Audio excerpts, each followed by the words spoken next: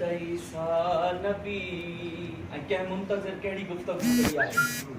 ॿुध त ईसा नबी ख़बर ॾे ख़ैर जी, पंहिंजो अचणो भला कॾहिं मां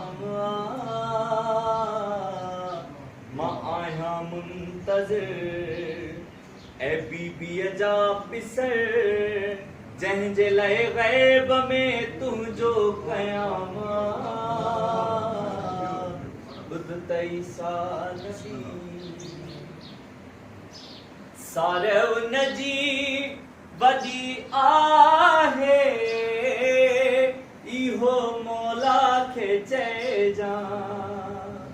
हीअ दुनिया ॾुखी आहे, इहो मौला खे चइजां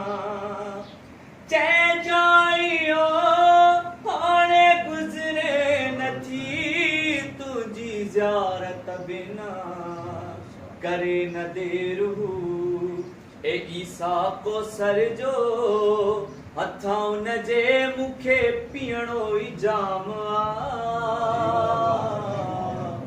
ॿुध त ईसा नबी सख्तियूं हिन ॾिठियूं ॾाढियूं, हाणे सघन रही कर मदद हिन अज़ादार जी, हाणे मौला हलिया। आवाज़ तोखे ईसा नबी ताहिरा जो, ओ ख़ताउन जो मगर नाहे कोने कमल, पोइ बि चइजां तुंहिंजो मौला ग़ुलाम। ॿुध त ईसा नबी ऐं हिकिड़े मुंतज़िर जी ही ख़ासि निशानी आहे त मुंतज़िर खे इन्हनि शयुनि जी तलब न हूंदी आहे। न खपे मूंखे दौलत ऐं न का शोहरत थी घुरिजे, मातमी आहियां मुंतज़िर आहियां, मूंखे तुंहिंजी ज़ियारत थी घुरिजे। ज़ियारत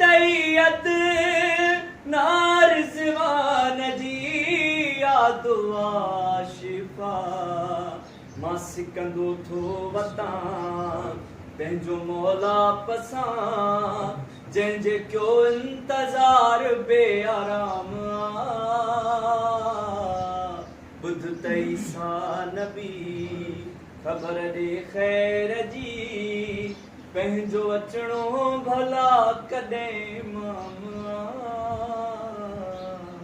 सलवात पर मोहम्मद अल्लाहुम्मा सल्लि अला मुहम्मद व आले मुहम्मद। बारे दीगर बाबा दे बुलंद सलवात। अल्लाहुम्मा सल्लि अला मुहम्मद व आले मुहम्मद।